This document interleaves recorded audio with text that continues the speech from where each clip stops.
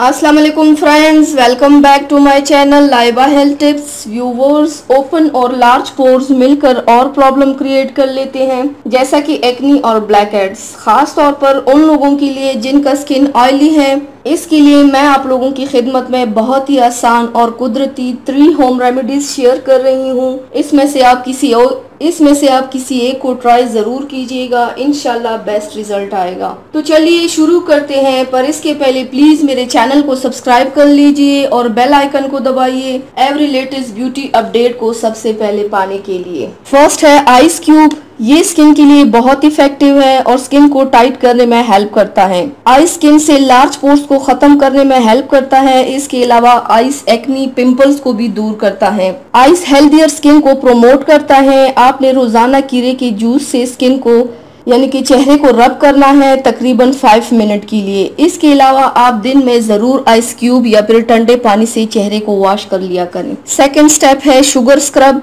Sugar scrub चेहरे पर large pores को रिड्यूस करता है। आप एक बोल लीजिए, उसमें 1 टीस्पून शहद, 1 टीस्पून जैतून का तेल, 1 टीस्पून चीनी और चंद कतरे लीमू के रस डाल के अच्छे से मिक्स कर लीजिए। आप चेहरे पर अप्लाई कर लीजिए और अप्लाई करने के बाद चेहरे पर 20 से 25 मिनट तक रब कर लीजिए और फिर ठंडे पानी से चेहरा धो लीजिए। आप इसे रेगुलर इस्तेमाल कीजिए, हफ्ते में एक बार जरूर इस्तेमाल कीजिए। थर्ड स्टेप है मुल्तानी मिट्टी। मुल्तानी मिट्टी भी स्किन को हर तरह की प्रॉब्लम से बचाती है। एक बोल लीजिए, उसमें 1 चम्मच मुल्तानी मिट्टी और इतना अर्क गुलाब डाल दीजिए कि स्मूथ पेस्ट बन जाए। अब चेहरे पर अप्लाई कीजिए और आप 15 से 20 मिनट तक चेहरे पर छोड़ दीजिए। पहले आपने चेहरे को ठंडे पानी से धो लेना है, फिर उसके बाद आपने पेस्ट को अपने चेहरे गर्दन पर अप्लाई करना है। आप हफ्ते में एक बार जरूर कर लीजिए। ये स्किन से स्कार्स और ब्लेमिशेस को दूर करने में हेल्प करता है और ये स्किन को डैमेज होने से बचाता है। तो व्यूवर्स, ये